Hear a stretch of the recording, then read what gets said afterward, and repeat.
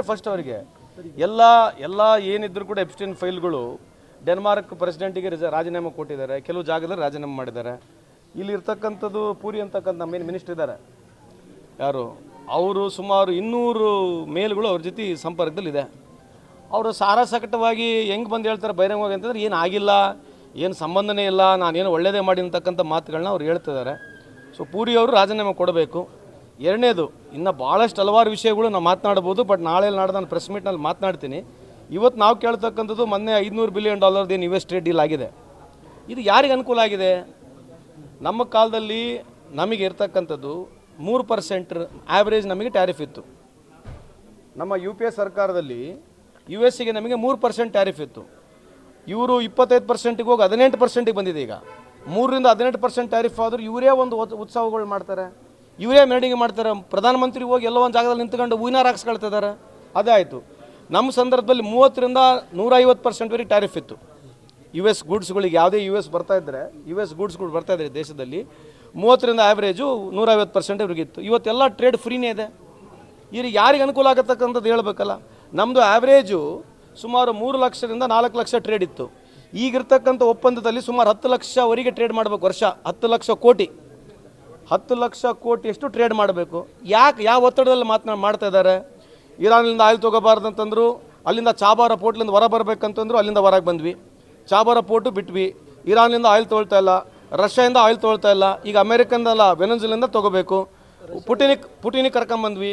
ಪುಟಿನಿಗೆ ಕರ್ಕೊಂಬಂದು ಫೋಟೋ ಹೊಡ್ಕೊಂಡು ಏನು ದೊಡ್ಡ ಪ್ರೆಸ್ ಮೀಟ್ಗಳು ಮಾಡಿ ದೇಶ ಇಂಪಾರ್ಟೆಂಟ್ ಅಂತ ಯಾರು ಹೇಳಿದ್ರು? ನರೇಂದ್ರ ಮೋದಿ ಸಾಹೇಬ್ರು ಹೇಳಿದ್ರು. ಮತ್ತು ಈಗ ಯಾಕೆ ಮಾಡ್ತಾ ಇದ್ದೀರಿ? ಆಮೇಲೆ ಈಗ ಲಾಭ ಸುಮಾರು 1 ಲಕ್ಷ ಕೋಟಿ ಮಾಡಿದ್ದಾರೆ. 1 ಲಕ್ಷ ಕೋಟಿಯಷ್ಟು ಲಾಭ ಅಂಬಾನಿ ಏನು ನಮ್ಮ ರಿಫೈನರೀಸ್ ಇದೆ, ನಾವೇನು ಆಯಿಲ್ ಇಂಪೋರ್ಟ್ ಮಾಡ್ತೀವಿ, ಅವರಷ್ಟು ಇಂಪೋರ್ಟ್ ಮಾಡ್ಕೊಂಡಿದ್ದಕ್ಕೆ ಟ್ರಂಪು ಹೇಳ್ತಾ ಇರ್ತಕ್ಕಂಥ ನಾನು ಟ್ಯಾರಿಫ್ ಜಾಸ್ತಿ ಮಾಡ್ತೀನಿ ಅಂತೇಳಿ. ಟ್ಯಾರಿಫ್ ಜಾಸ್ತಿ ಮಾಡ್ದ. ಈಗ ಅದೇ ಟ್ರಂಪ್ ಟ್ಯಾರಿಫ್ ಜಾಸ್ತಿ ಮಾಡಿದ್ಮೇಲೆ ಅಲ್ಲಿಂದ ವಿಡ್ರಾ ಮಾಡ್ಕೊಂಡು ಅಂಬಾನಿಯವರು ಇವತ್ತು ವೆನೆಜುವೆಲಾದಿಂದ ಇದೇ ಅಂಬಾನಿಯವರು ತರ್ತಾ ಇದ್ದಾರೆ. ಏನು ಹೇಳ್ತಾ ಇದ್ದೀವಿ ಅಂತಂದರೆ, ಇದು ದೇಶಕ್ಕೆ ಅರ್ಥ ಆಗಬೇಕು. ಒಂದು ಸ್ವಂತ ಕಂಪ್ನಿಗೆ, ಪ್ರೈವೇಟ್ ಕಂಪ್ನಿಗೆ 1 ಲಕ್ಷ ಕೋಟಿ ಲಾಭ ಮಾಡಿ ದಿನ ಬೆಳಿಗ್ಗೆ ಇದ್ರೆ ಭಾರತ್ ಮಾತಾ ಕಿ ಜೈ ಅಂತ ಏನು ಭಾಷಣ ಹೊಡ್ಕೊಂಡು ತಿರುಗಾಡ್ತಾರಲ್ಲ, ಇದಕ್ಕೆ ಉತ್ತರ ಯಾರು ಕೊಡಬೇಕು? Why did government of India allow mister Ambani to import Russian oil for what is the reason? ಆಯಿತು, ರಷ್ಯನ್ ಆಯಿಲ್ ಇಂಪೋರ್ಟ್ ಮಾಡಿದ್ರೆ ಆ ಪ್ರಾಫಿಟ್ ನಮಗೇನ ಕೊಟ್ಟಿದ್ದಾರಾ? ಈ ದೇಶಕ್ಕೇನ ಮಾರಿದಾರಾ? ಅಂಬಾನಿಯವರು ಈ ದೇಶಕ್ಕೇನ ಮಾರಿದಾರ ಅಥವಾ ಏನು ಕಮ್ಮಿ ಪ್ರೈಸಲ್ಲಿ ಮಾರಿದಾರಾ? ಯಾರು ಕೇಳೋರು ಯಾರು ಇದಕ್ಕೆ? ಪ್ರಹ್ಲಾದ್ ಜೋಶಿ ಸಾಹೇಬ್ರು ಸಿಗಲ್ಲ. ನಾವು ಇದು ಹೇಳಿದ್ರೆ ಅದು ನಲ್ಲು ಗಟರ್ ರಸ್ತೆಗಳ ಬಗ್ಗೆ ಮಾತಾಡೋಕೆ ಹೇಳ್ರಿ ಅಂತೇಳಿ ಹೊಡೋಗ್ಬಿಡ್ತಾರೆ. ಈ 1 ಲಕ್ಷ ಕೋಟಿ ಅಂಬಾನಿ ಲಾಭ ಆಗಿರ್ತಕ್ಕಂಥದ್ದು ಯಾರು ಉತ್ತರ ಕೊಡಬೇಕೀಗ? ಬ್ರೇಕನಾಗಲಿ ಏನನ್ನಾಗಲಿ, ಯಾಕೆ ಅಂಬಾನಿ ಕಂಪ್ನಿಗೆ ಯಾಕೆ 1 ಲಕ್ಷ ಕೋಟಿ ಲಾಭ ಮಾಡಿಕೊಟ್ರಿ? ಇವತ್ತು ಜಿಯೋ ಯಾವ BSNL ಎಲ್ಲಿಗಿತ್ತು? BSNL ನಮ್ಮ 2014ನೇ ಇಸ್ವಿಲಿ 35,000 ಟವರ್ಗಳಿದ್ದು. ಅವಾಗ BSNL ಅಂತ ಟಾಪ್ ಮೋಸ್ಟ್ 3G ನಮ್ಮ ಸರ್ ಇತ್ತು, ನಮಗೆ 3G ಕನೆಕ್ಷನ್ ಇದ್ದು. We were in very top ರ್ಯಾಂಕಿಂಗ್ನಾಗ ಇದ್ವಿ. ಏರ್ಸೆಲ್ಲು BSNL ನಂಬರ್ 1 ಸ್ಥಾನದಲ್ಲಿತ್ತು. ಜಿಯೋ ಬಂದಾದಮೇಲೆ ಇವತ್ತು BSNL ಎಲ್ಲಿದೆ ಹೇಳಿ? ಜಿಯೋ ಬಂದಾದಮೇಲೆ BSNL ಎಲ್ಲಿದೆ? ಜಿಯೋ ಯಾಕೆ ಇವತ್ತು ಮೊದಲನೇ ಸ್ಥಾನದಲ್ಲಿದೆ? BSNL ಯಾಕೆ ಹೋಯ್ತು? ಯಾರು ಕೇಳಬೇಕು ಇದನ್ನು? ಮೋದಿ ಸಾಹೇಬ್ರು ಹೇಳ್ತಾ ಇದ್ರಲ್ಲ, ನನಗೆ ಸಣ್ಣ ಸಾಫ್ಟ್ವೇರ್ ಇಲ್ಲ, ದೇವರು ಭಾಳ ದೊಡ್ಡ ಸಾಫ್ಟ್ವೇರ್ ಕೊಟ್ಟಾನೆ, ನಾನು ಏನೇ ಪ್ಲ್ಯಾನ್ ಮಾಡಿದ್ರೆ ಭಾಳ ದೊಡ್ಡ ಅದ್ಭುತವಾಗಿ ಪ್ಲ್ಯಾನ್ ಮಾಡ್ತೀನಿ ಅಂತ ಹೇಳ್ತಿದ್ರು.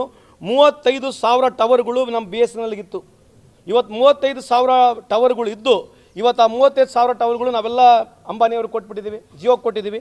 ಅದರ ಬಿಲ್ ಸುಮಾರು 1700 ಕೋಟಿ ಇದೆ. ಆ ಬಿಲ್ ಕೂಡ ರೇಸ್ ಮಾಡೋಕ್ಕಾಗ್ತಾಯಿಲ್ಲ ನಮಗೆ. ಆ ವ್ಯವಸ್ಥೆಯಲ್ಲಿ ಇವತ್ತು ನಾವು ಇದ್ದೀವಿ.